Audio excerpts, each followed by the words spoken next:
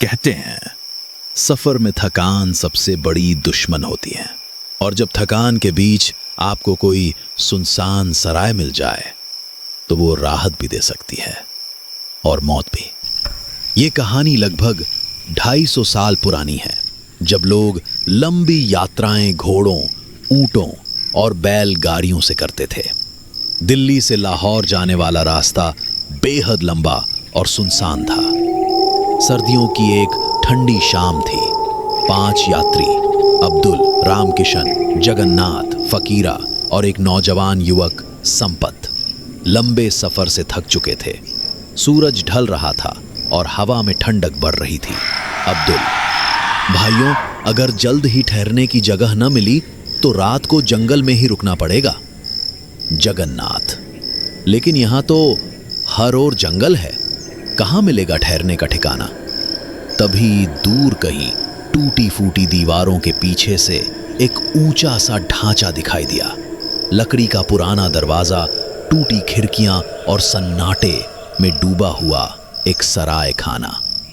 दरवाजा चर्र चर्र की आवाज के साथ खुला। अंदर एक बड़ा आंगन था, बीच में सूखा हुआ कुआं था और किनारे किनारे कमरे थे। दीवारें जर्जर थीं और छत पर चमगादड़ लटक रहे थे। फकीरा डरते हुए बोला, ये जगह कुछ ठीक नहीं लगती।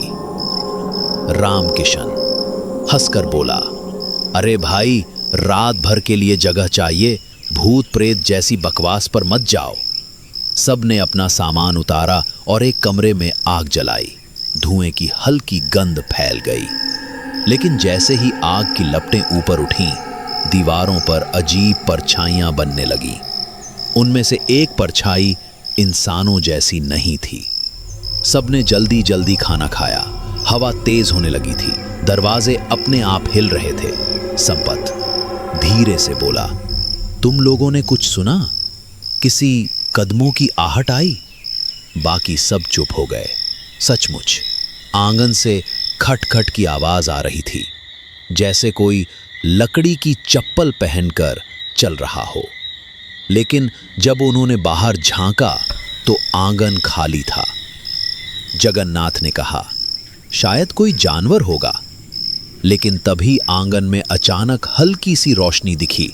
एक औरत सफेद कपड़ों में, हाथ में मिट्टी का दिया लिए खड़ी थी। सब डर से जड़ हो गए। वो औरत धीरे धीरे कुएं के पास पहुंची और पानी भरने का इशारा करने लगी। अब्दुल ने हिम्मत जुटाकर कहा, कौन हो तुम? कोई जवाब नहीं आया। औरत ने बस गर्दन मोड़ी और घूरने लगी। उसकी आंखों से मानो अंधेरा रिस रहा था। अचानक दिया बुझ गया और वो गायब हो गई।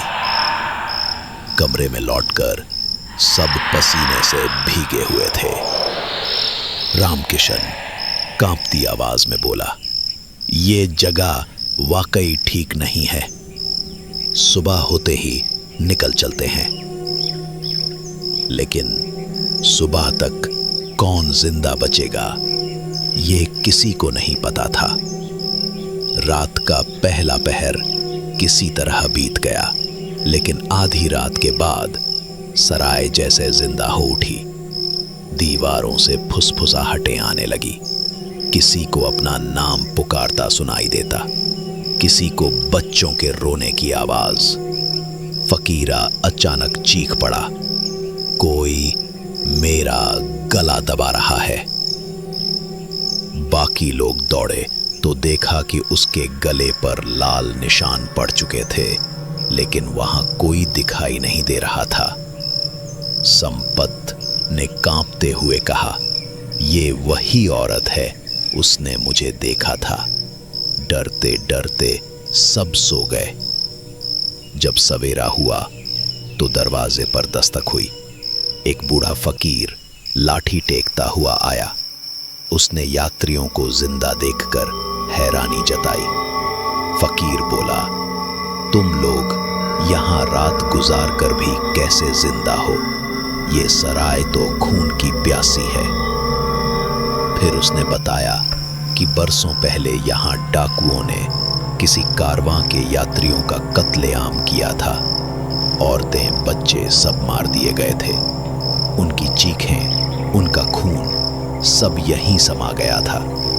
तब से ये सराय श्रापित हो गई। यात्री जैसे तैसे सामान समेटकर बाहर निकलने लगे, लेकिन जब सब इकट्ठा हुए तो देखा संपत गायब था।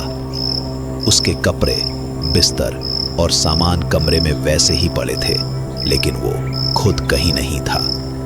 फकीर ने गंभीर स्वर में कहा, जिस इंसान पर इस सराय की औरत की नजर पड़ जाए वो सुबह तक जिंदा नहीं बचता। सबके रोंगटे खड़े हो गए। सराय आज भी जिंदा है। लोग कहते हैं कि आज भी जब कोई उस पुराने खंडहर के पास से गुजरता है तो टूटी खिड़कियों से धीमी रोशनी झिलमिलाती दिखाई देती है। रात में वहां से गुजरने पर किसी औरत की धीमी आवाज सुनाई देती है, पानी, मुझे पानी दो।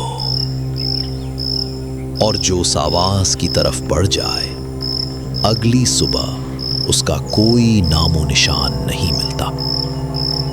तो कैसी लगी आज की डरावनी दास्तान? कमेंट में बताना ना भूलें। और अगर डर का ये सफर जारी रखना है तो चैनल को सब्सक्राइब करें। मिलते हैं अगली कहानी में। तब तक अकेले मत सुनना।